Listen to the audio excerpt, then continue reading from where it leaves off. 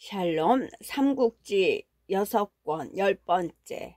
한참을 살핀 뒤에 주유는 속으로 그렇게 중얼거렸다. 그리고 장대에서 내려와 군령을 내렸다.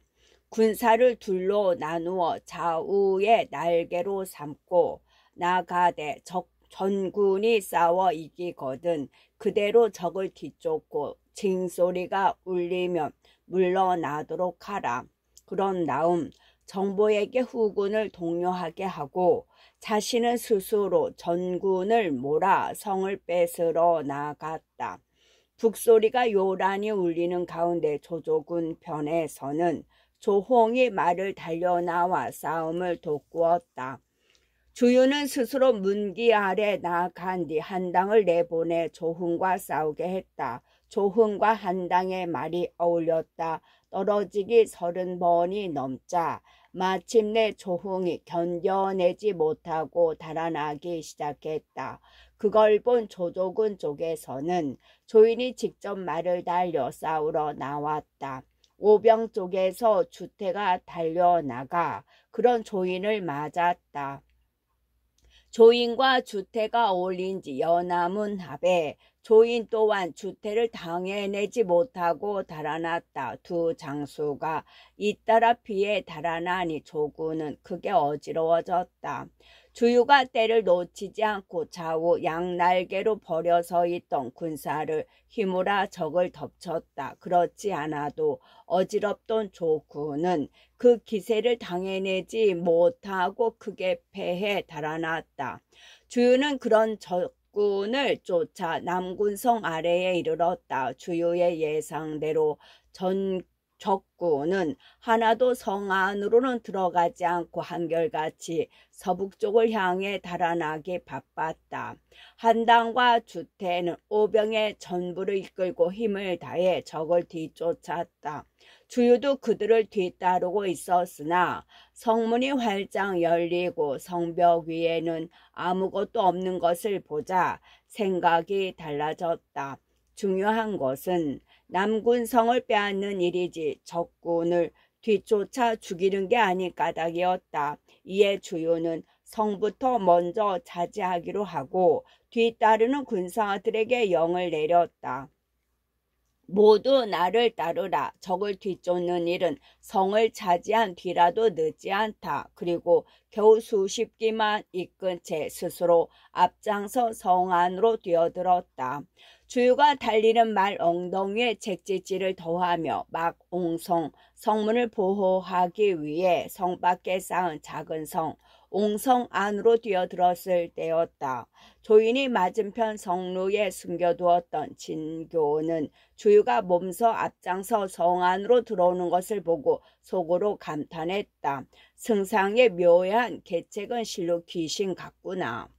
그러면서 한편으로는 들고 있던 대통을 두들겼다. 그러자 성벽 양쪽에 진교와 함께 숨어있던 궁수들이 일제히 일어나 주유를 보고 화살을 날렸다. 뿐만이 아니었다. 성문 부근에는 함정이라도 파놓았던지 앞서 가던 말들이 땅속으로 꺼져 들어갔다. 놀란 주유는 급하게 말머리를 돌렸다. 그러나 비오듯 쏟아지는 화살을 피하지 못해 왼쪽 갈빗대에 한 대를 맞고 몸을 뒤집으며 말에서 떨어졌다. 주유가 말에서 떨어진 걸 보고 역시 성 안에 숨어있던 조조의 장수 우금이 사로잡으러 달려나왔다. 마침 동호 쪽에서 서성과 정봉이 그걸 보고 달려와 목숨을 내걸고 주유를 구해갔다. 하지만 그때를 시작으로 싸움의 형세는 순식간에 뒤집어졌다. 성 안에 숨어있던 조조의 군사들이 뛰쳐나오자 오병들은 큰 혼란에 빠져 달아나기 바빴다. 저희 편 발길에 밟혀 죽고 함정에 떨어져 다치거나 서로 잡힌 오병만도 그 수를 다 헤아릴 수 없을 지경이었다. 정보가 급히 군사들을 수습해 보려 했으나 소용없었다. 달아나던 조인과 조흥이 길을 나누어 되돌아오며 들이치니 오병은 그대로 대패하고 말았다. 다행히 능통이 한 갈래 군사를 이끌고 조조군의 옆구리를 매섭게 찔러 주었기 망정이지 아니면 그대로 모든 것이 끝장났을 뻔했다. 갑작스레 나타난 능통 때문에 주의를 사로잡지는 못했지만 싸움은 조군의 큰 승리로 끝난 셈이었다. 조이는 오랜만에 승리다운 승리로 기세가 오른 군사들을 이끌고 성으로 되돌아갔다. 한편 오군 쪽은 말이 아니었다. 서성과 정봉이 죽기를 무릅써 겨우 그 목숨은 구했으나 주유의 상처는 컸다. 행군 의자가 와서 쇠 집게로 화살촉을 빼내고 고약을 발라 싸맸지만 아픔이 너무 심해 먹지도 마시지도 못할 지경이었다. 거기다가 더 기막힌 것은 그 의자가 남긴 말이었다. 도둑께서 맞으신 화살은 그 촉에 독을 발라둔 것이라 쉬 낫지 않을 것입니다. 특히 지나치게 성내거나 격동되시면 아문 것이 터져 상처가 나서 덧날 것이니 아무쪼록 잊지 마십시오. 적과 큰 싸움을 벌이고 있는 장수가 성내거나 격동되지 않기는 동지 섣달에 뱀 만나기만큼이나 어려운 일이었다. 이에 부도독인 정보는 삼군의 영을 내려 각처를 굳게 지키기만 하고 가볍게 나아가 싸우는 걸 금하였다. 하지만 이번에는 조인 쪽에서 가만히 있어주지 않았다. 주유가 다친 지 사흘째 되던 날 조인이 우금을 보내 싸움을 도두었다. 정보가 구산들을 단속하여 움직이지 않자 우금은 해가 저물도록 욕설을 퍼붓다가 돌아갔다. 다음 날도 마찬가지였다. 우금이 다시 와서 싸움을 걸었으나 정보는 주위를 격동시키는 일이 있을까봐 알리지도 못하고 우금의 거친 욕설을 고스란히 참아 넘겼다. 그 다음 날이 되자 간이 커질 대로 커진 우금은 아예 오병의 제문까지 다가와 소리를 질러댔다. 주유는 어디 갔느냐? 쥐새끼처럼 숨어있지 말고 나오지 못할까? 내 너를 사로잡아 승상께 바치고 공을 정하리라. 그렇게 시작한 욕질은 시간이 갈수록 더 고약해졌다. 정부는 주유가 그 말을 들을까봐 애가 탔다. 여럿을 불러 모아 의논한 끝에 잠시 군사를 물리기로 결정을 보았다. 돌아가 오를 만나보고 다시 의논해 본 뒤에 싸움을 계속하든지 말든지 할 작정이었다. 한편 주유는 상처의 아픔이 큰 중에도 마음속으로는 나름대로 생각이 있었다. 조인이 매일 우금을 보내 소리질러 욕하는 것도 이미 알고 있었으나 아무도 와서 일러주지 않아 잠자코 있을 뿐이었다. 그러던 어느 날이었다. 하루는 조인이 스스로 대군을 이끌고 와서 북을 울리고 함성을 지르며 싸움을 걸어왔다. 그래도 정보는 못 들은 채 싸움을 받아주지 않고 있는데 문득 주위가 여러 장수들을 자신의 장목 안으로 불러들여 물었다. 어디서 북을 치고 소리를 질러대는가? 군중에서 사졸들을 조련시키고 있습니다. 여러 장수들이 약속한 듯 그렇게 둘러대었다. 그러자 주유가 성난 소리를 냈다. 그대들은 무엇 때문에 나를 속이려 드는가? 나는 이미 조조의 군사들이 매일 우리 진체 앞에 와서 욕질을 해대는 걸 알고 있다. 더구나 정덕목께서는 나와 함께 병권을 나누어 지고 계시는 터에 어찌 조군의 저 같은 짓거리를 가만히 앉아서 구경만 하고 계시는가? 그러고는 이어 정보까지 자신의 장막으로 불러들여 바로 따졌다. 정보가 하는 수 없이 실토했다. 내가 보기에도 공군의 상처가 예사 것이 아니고 의자 또한 공군의 심기를 건드려 성나게 해서는 아니 된다 하셨소이다. 그 때문에 조조의 군사들이 싸움을 걸어와도 감히 알려드리지 못했던 것이요. 그러자 주유가 어이없다는 듯 물었다.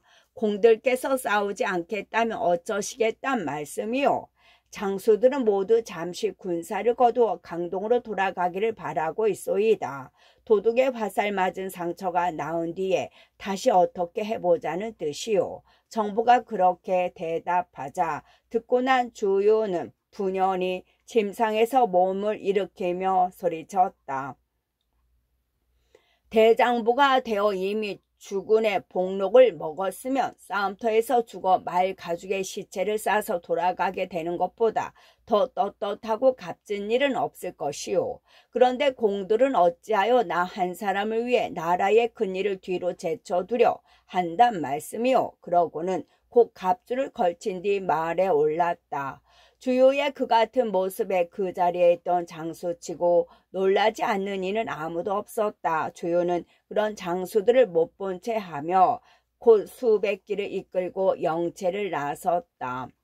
그때 이미 조군은 싸울 진세를 다 펼쳐놓고 있었다. 조인이 스스로 문기 아래로 말을 몰고 나와 책찍을 들어 동호의 진체를 가리키며 소리 높여 꾸짖었다. 주유 어린 거사, 내 보기에 너는 반드시 제 명대로 못 살고 일찍 죽을 놈이다. 이제 다시는 나의 군사들을 감히 바로 쳐다볼 수 없으리라. 어김없이 주의를 성나게 하기 위한 소리였다.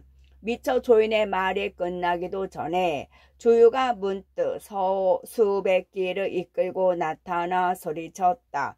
조인, 이 하찮은 놈아, 여기 주랑이 계신 것이 네 눈깔에는 배지 않느냐. 조곤이 소리 나는 곳을 보니 과연 주유가 나와 서 있었다.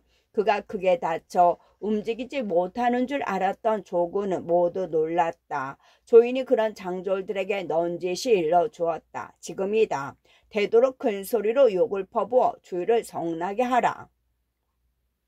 그러자 군사들은 소리소리 질러 주유의 노기를 도두었다. 주유는 마침내 몹시 노해 반장을 불렀다. 너는 나가 저 건방진 놈을 사로잡아 오너라. 주유가 채찍을 들어 조인을 가리키며 영을 내렸다. 그러나 달려나간 반장이 미처 적장과 어울리기도 전에 마상의 주유가 한 소리 큰 비명과 함께 피를 토하며 말에서 굴러 떨어졌다.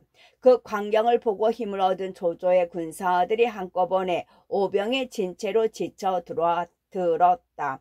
동호 쪽에서도 여러 장수들이 모두 달려나가 한바탕 어지러운 싸움이 벌어졌다. 그러나 기세는 비록 조군 쪽이 높다 해도 워낙 지키는 것을 위주로 펼쳐둔 오병의 진체라 큰 이득을 얻지 못하고 물러나니 동호의 장수들도 별일 없이 주위를 떠매고 장막으로 되돌아올 수 있었다. 이제 좀 어떠시오? 주위를 침상에 누인 뒤 정보가 걱정스레 물었다. 그런데 뜻밖에도 방금 숨이 넘어갈 것처럼 보이던 주유가 문득 빙그레 웃으며 정부에게 가만히 말했다. 너무 걱정하지 마시오. 실은 이게 다 나의 계교요. 계교라니 어떤 것입니까? 정보가 놀랍고도 반가워 주유에게 다가들며 물었다. 주인은 더 감추지 않고 덜어놓았다. 원래 내 몸의 아픔은 그리 심한 것이 아니었소. 내가 일부러 피를 토하며 말에서 떨어진 것은 조조의 군사들에게 내 병이 위급하게 보이도록 하려 함일 뿐이었소. 그렇게 되면 반드시 그들을 속일 수 있을 것이기 때문이요. 이제 장군께서는 믿을 만한 군사 몇을 성 안으로 보내 거짓으로 항복하게 하고 내가 이미 죽었다고 알리게 하시오. 그러면 조이는 오늘 밤 반드시 우리 진체를 급습하러 올 것이요. 나는 사방에 군사를 숨겨놓고 기다리다가 조인이 뛰어들면 북소리 한 번으로 사로잡아 버리겠소. 그 개교가 참으로 놀랐습니다. 듣고 난 정보가 감탄하며 말했다. 그리고는 장박 밖을 나오기 바쁘게 구슬픈 소리로 곡을 했다. 놀란 장졸들이 그런 정부에게 몰려들었다. 정부는 눈물을 씻으며 그들에게 일렀다. 도둑께서는 화살에 맞은 상처가 크게 덧나 돌아가셨다. 모든 진체의 군사들은 빠짐없이 상복을 걸치도록 하라. 그러자 내막을 모르는 장졸들은 곧 정보가 시키는 대로 온 군중에 전했다. 이때 조이는 성 안에서 여럿을 모아놓고 그날 낮에 있었던 일을 얘기하고 있었다. 주인은 제 성미를 못 이겨 화를 내다가 고약을 바르고 쌈에 둔 상처가 터졌음에 분명하다.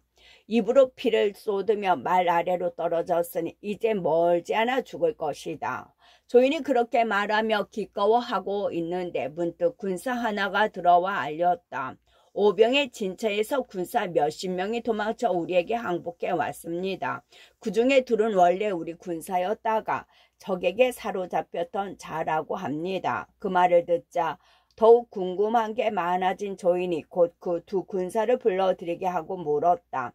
주인은 어떠하더냐? 오늘 진 앞에서 금창이 터져.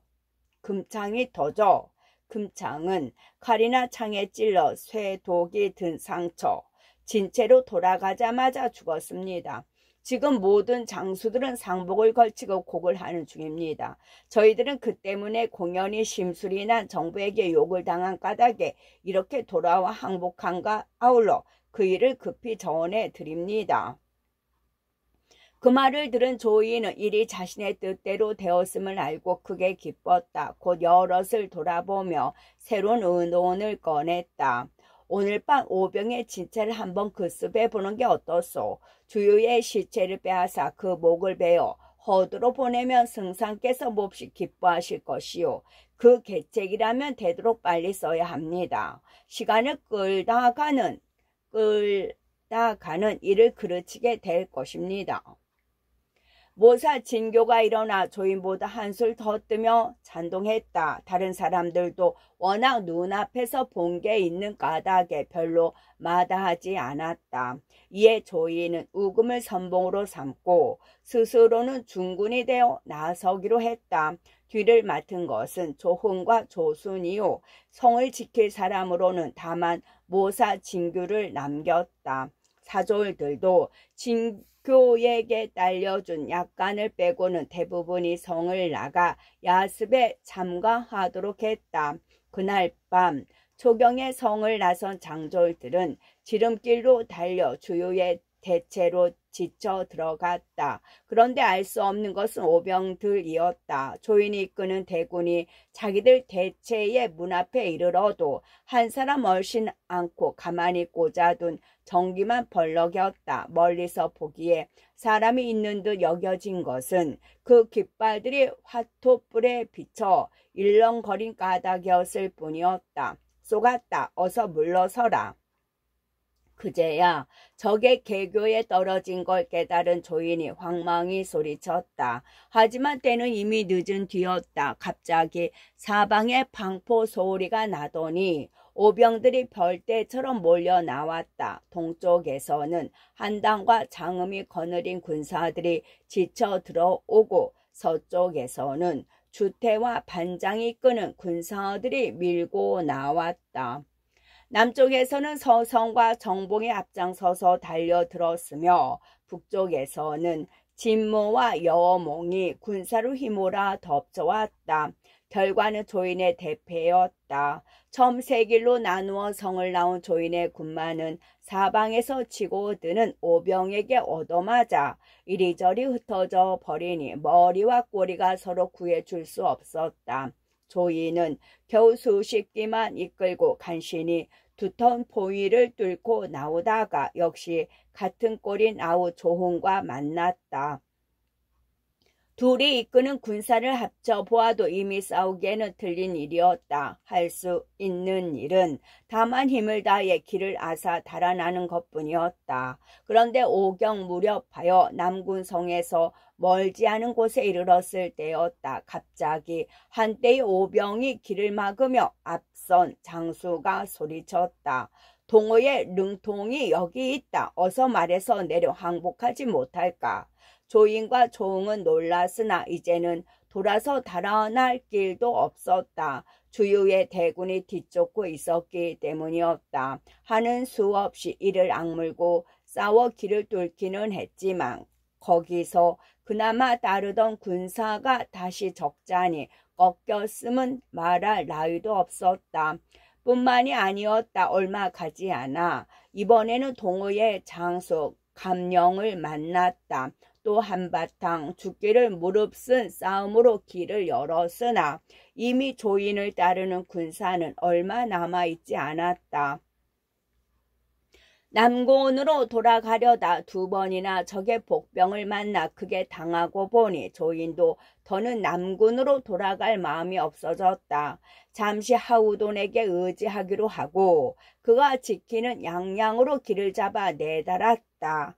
뒤쫓던 적병도 조인이 양양으로 가는 큰 길을 골라 잡자 그리 오래는 따라오지 않았다. 한편 싸움 한 번에 조인을 여지없이 두들겨 부순 주유와 정보는 곧 군사를 수습해 남군으로 달려갔다. 그런데 이게 어찌 된 일인가. 성 아래 이르러 보니 비어있는 거나 다름없으리라 여겼던 성벽위에는 깃발이 가득 꽂혀 있고 망루에는 호랑이 같은 장수 하나가 버티고 서 있다가 주유를 향해 우렁차게 말했다. 도둑께서는 이 몸을 너무 나무라지 마시오. 군사의 명을 받들어 이미 오래전에 이 성을 빼앗았소이다. 나는 상산 땅의 조자룡이오. 실로 주유는 닥쳤던 게 지붕 쳐다보는 격이 되고 만셈이었다. 주유는 그 뜻밖의 상황에 분이 꼭뒤까지 올랐다. 더 길게 생각할 것도 없이 장졸들을 돌아보며 소리쳤다. 무엇들 하느냐, 어서 성을 쳐라. 하지만 어림없는 일이었다. 오병들이 성벽 가까이 이르자 성벽 위에서는 비오듯 활과 쇠뇌를 쏘아 붙였다. 방금 새로 성을 점령한 기세라 아무리 주유라 해도 당해낼 길이 없었다. 하는 수 없이 군사를 물린 주유는 의논 끝에 감령과 능통을 불러 영을 내렸다. 감 흥패는 군마 몇천을 이끌고 지름길로 달려가 형주를 빼앗고 능 공속은 양양을 우려 빼도록 하라. 남군을 치는 것은 그 2성을 차지한 뒤라도 늦지 않으리라. 그리고 막 군사를 갈라 보내려 하는데 정탐을 보냈던 군사가 나는 듯 말을 달려와 알렸다. 제갈량은 남군을 차지한 뒤 조인의 병부를 써서 형주를 지키던 군마들을 남군을 구하라는 구실로 불러내고 장비를 보내 빈 형주성을 차지해 버렸습니다. 이어 또 다른 군사 하나가 말을 달려와 알렸다. 제갈량이 조인의 병부를 써서 하우돈을 속이고 양양성을 차지해 버렸다고 합니다. 사람을 보내 거짓으로 조인이 구원을 정하는 양 말하고 하우돈의 군마를 성 밖으로 끌어낸 뒤 관운장을 보내 빼서 버린 것입니다. 이딴 그들의 정갈의 주인은 머리가 다 얼얼할 지경이었다. 남군 말고도 2곳의 큰 성을 유비는 조금도 힘들이지 않고 손에 넣어버린 것이었다.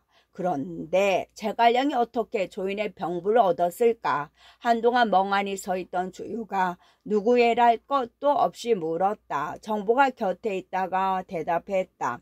그야 남군을 빼앗았을 때 조인의 모사 진규를 사로잡았으니 병부는 절로 제갈량의 손에 떨어지지 않았겠소. 그 말을 듣자 주인은 갑자기 괴로운 신음과 함께 피를 토하며 쓰러졌다. 이번에는 정말로 금창이 터져버린 것이었다. 가슴이 터질 듯한 분기를 끝내 삭혀내지 못한 탓이었다.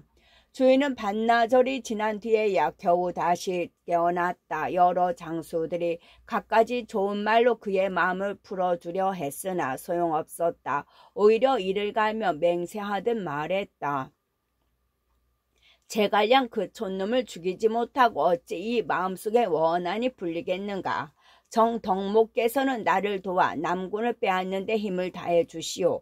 그 성은 우리 동우에게 꼭 필요한 것이외다. 그리고 다시 남군을 칠 의논을 하고 있는데 마침 노숙이 왔다. 노숙을 보자 주인은 전에 없이 결연하게 말했다. 나는 지금 군사를 일으켜 유비 제갈량의 무리와 결판을 내려 하오. 자경은 부디 나를 도와주시오.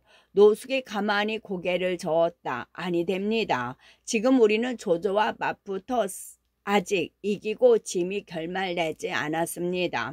더구나 주공께서는 합비를 들이치신 지 오래되었으나 여태껏 성을 떨어뜨리지 못하고 계신 터에 우리끼리 서로 싸우면 어찌 되겠습니까? 만약 조조가 그 틈을 타고 다시 대군을 몰아온다면 두 집안의 형세가 모두 위태로워질 것입니다. 거기다가 유비는 일찍이 조조와 서로 두터운 교분을 나눈 적이 있습니다. 만약 우리의 공격으로 이리 위급하게 되면 틀림없이 차지하고 있는 성들을 조조에게 바치고 조조와 함께 우리 동호를 치려들 것입니다. 무리하게 유비를 치다가 일이 그렇게 되면 우리 동호 홀로 어찌 막아낼 수 있겠습니까? 역시 신중하고 온건한 사람다운 말이었다. 그래도 주유는 분을 이기지 못해 시근거리며 말했다. 우리는 갖은 계책을 다 짜내었을 뿐만 아니라 적지 않은 군사와 말을 잃고 또한 많은 곡식과 돈을 들여 싸웠으나 아무것도 얻지 못했소. 그런데 저들은 우리 덕에 가만히 앉아 많은 것을 이루었으니 어찌 분하지 않겠소. 자경의 말을 알아듣지 못하는 바는 아니나 차마 이대로 참을 수만은 없구려. 도둑께서는 잠시만 더 참으십시오. 제가 현덕을 찾아보고 이치로 그를 달려보겠습니다. 그래도 그가 정이 듣지 않는다면 그때 가서 군사를 내도 늦지는 않을 것입니다. 노숙이 다시 주유를 달랬다. 자경의 말씀이 옳습니다. 그렇게 해보시지요. 곁에 있던 장수들도 한결같이 노숙을 편들어 주유를 달랬다. 그러자 주유도 마지못해 노숙의 말을 받아들였다. 겨우 주유를 달래놓고 진체를 나온 노숙은 그 길로 시중꾼 하나만 딸리고 남군으로 달려갔다. 동호의 노숙이다. 문을 열어라. 성 아래 이른 노숙이 그렇게 소리치자 조은이 나와 물었다. 자경께서는 무슨 일로 오셨소이까? 나는 유황숙을 만나 뵙고 드릴 말씀이 있소. 노숙이 그렇게 대답하자 조은이 안 됐다는 얼굴로 말했다. 그렇다면 잘못 찾아오시었소. 우리 주공께서는 지금 군사와 더불어 형주성에 계십니다. 이에 노숙은 남군성으로 들지 않고 바로 형주로 달려갔다. 형주에 이르러 보니 성벽 위에는 전기가 가득히 벌려 세워져 있는데 그 사이로 오락가락하는 장졸들도 한결같이 씩씩하고 날래 보였다. 겨우 몇 달 전 자신이 강화에서 본 것과는 비교도 할 수 없는 군세였다. 공명의 실로 범상한 인물이 아니로구나. 노숙은 속으로 새삼 그렇게 감탄하며 성문을 향해 소리쳐 자신이 온 것을 알렸다. 성문을 지키던 군사가 성 안으로 달려가 노숙이 왔다는 걸 알리자 공명이 몸소 나와 성문을 활짝 열어 젖히고 맞아들였다. 조금도 못할 짓을 한 적이 없다는 듯 꺼리낌 없는 태도였다. 서로 예가 끝나고 주인과 손님이 각기 자리를 정해 앉기 바쁘게 노숙이 자기가 온 까닭을 밝혔다. 저희 주인 오후와 주 도둑께서 저를 보내시어 황숙께 거듭 간곡히 말씀드리라 하셨습니다. 앞서 조조가 100만 대군을 이끌고 내려왔을 적에 겉으로 내걸기는 강남을 아우르는 것이었으나 실인즉 황숙을 쳐 없애려 함이었습니다. 그런데 다행히 우리 동호가 나서 조조의 대군을 무찌르고 황숙을 구해드렸으니 형주 9 고을은 마땅히 동호에게 돌아와야 할 것입니다.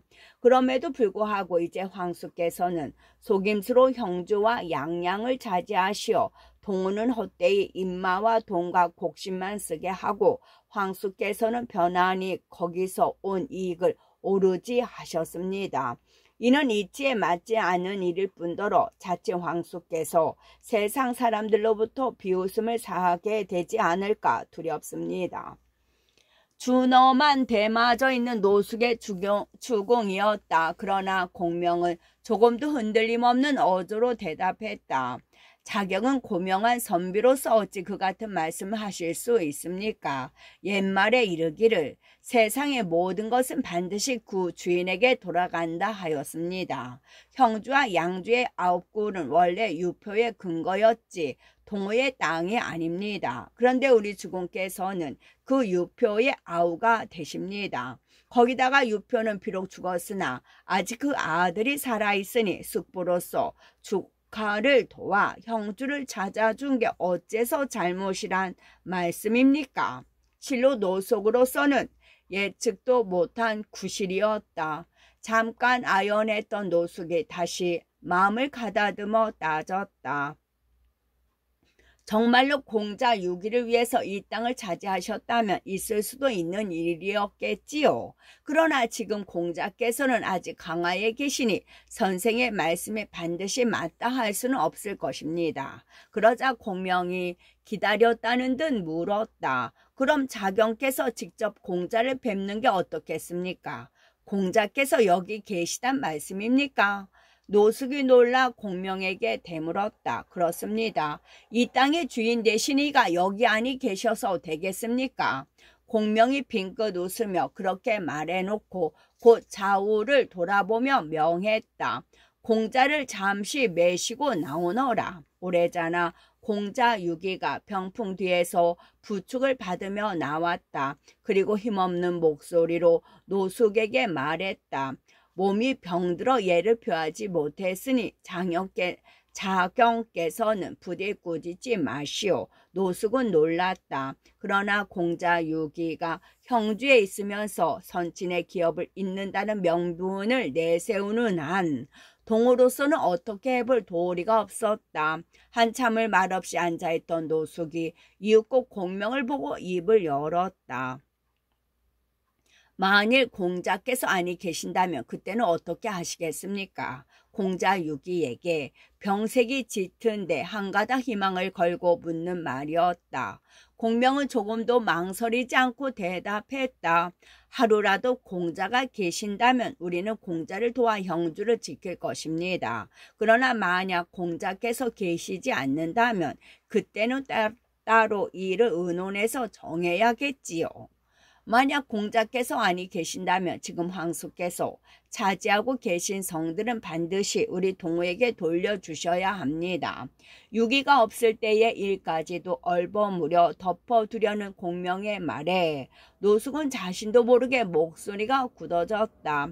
공명도 더는 그 일로 노숙의 심기를 상하고 싶지 않은지 얼른 그 말에 찬동했다. 좋습니다. 그건 자경의 말씀이 맞습니다. 그러고는 잔치를 벌여 노숙을 대접했다. 별로 내킬 일 없는 술잔이었으나 노숙은 그나마의 다짐이라도 받아둔 걸 다행으로 여기며 상머리에 앉지 않을 수 없었다. 잔치는 저물 때까지 계속됐다. 잔치가 끝난 뒤 공명과 유비를 작별하고 성을 나선 노숙은 그밤으로 말을 달려 주유가 기다리는 동호의 대체로 돌아갔다. 어떻게 되었소이까? 노숙이 돌아오자마자 기다리고 있던 주유가 물었다. 노숙은 형주에서 있었던 일을 자세히 주유에게 들려주었다. 듣고 난 주유가 원망 반 탄식 반으로 말했다. 유기는 아직 한창인 젊은이인데 어떻게 그가 빨리 죽기를 바랄 수 있겠소. 도대체 형주는 언제 우리에게 돌아온단 말이오. 그런 주유를 노숙이 좋은 말로 위로했다. 도둑께서는 마음 놓으십시오. 노숙은 이 한 몸을 걸고 동호와 형주와 양양을 되찾도록 하겠습니다. 자경께서는 무슨 좋은 계책이 있어 그같이 장담하십니까? 자신의 찬 노숙의 말에 주유가 문득 그렇게 물었다. 노숙은 자기가 본 것을 더욱 부풀려서 주유가 듣기에 좋도록 말했다.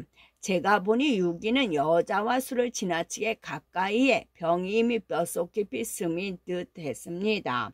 얼굴은 마른 데다 파리한 빛까지 돌고 기침을 하며 피를 토하는 꼴을 보아 반년을 넘기기 어려울 것입니다. 그가 죽는다면 그때 가서 우리가 형주와 양양을 친다 한들 유비가 무슨 핑계로 버텨낼 수 있겠습니까?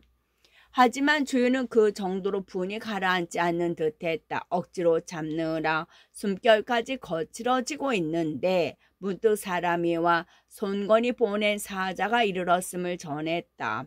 주유가 불러들이자 그 사자가 와서 손건의 뜻을 전했다. 주공께서는 합비를 애워싸고 여러 번 싸웠으나 아직 이기지 못하셨습니다. 이제 도둑께 특히 명을 내리기를 이곳에 대군을 거두어 돌아오라고 하십니다. 잠시 모든 군사를 모아 함께 합비를 치시려는 뜻입니다. 이에 주유는 하는 수 없이 군사를 되돌렸다.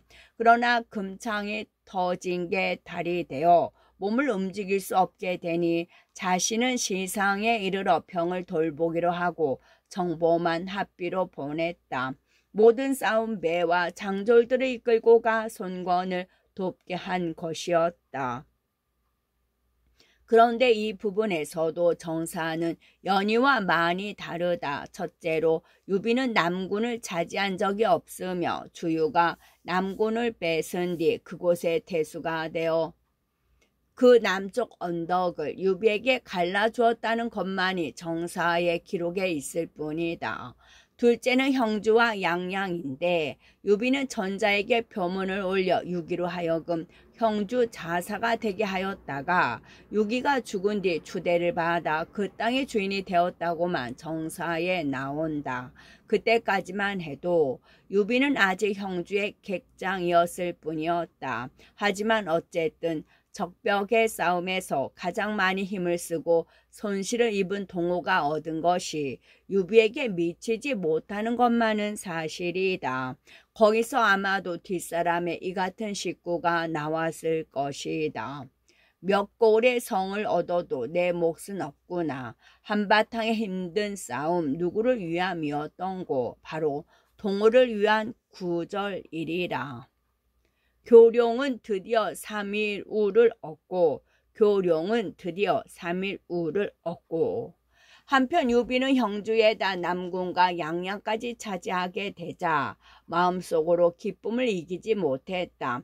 탁군에서 몸을 일으켜 전하를 떠돌기 20여 년 한꺼번에 그만큼의 주군을 거느려 보기는 그때까지 처음이었다. 이에 힘이 솟은 유비는 여럿을 모아놓고 몇 앞날을 위한 계책을 의논했다. 제가 황숙께 한 가지 드릴 말씀이 있습니다. 문득 한 사람이 새로이 마루 위로 올라오며 소리쳤다. 유비가 보니 이 적이었다. 전에 유표 밑에서 일할 때 유비가 채모에게 죽게 된 것을 구하여 준 적이 있는데 그동안 보이지 않다가 이제 나타난 것이었다. 유비는 새삼 그때 일에 고마움을 느끼며 공경하는 마음으로 윗자리에 앉은 뒤 물었다. 선생께서는 제게 어떤 가르침을 주러 오셨습니까? 이적이 그 말을 물음으로 받았다. 공께서는 형주를 오래 지킬 계책을 알고자 하시면서 어찌하여 어진 선비를 구해 물어보지 않으십니까? 그 어진 선비가 어디에 있어? 유비가 반가운 얼굴로 이적에게 다시 물었다. 형양 땅에는 마씨의 5 형제가 모두 그 제주로 이름 높습니다. 가장 나이가 적은 이가 마속이며 자가 유상이고 가장 어질고 밝은 이는 마량인데 눈썹 사이에 흰 더럭이 났으며 자를 개상이라 합니다. 그 고장 사람들 사이에 떠도는 말에도 마씨의 상자 돌림으로 자를 쓰는 5 사람 중에 눈썹 흰 사람이 가장 낫다네란 것이 있을 정도이지요.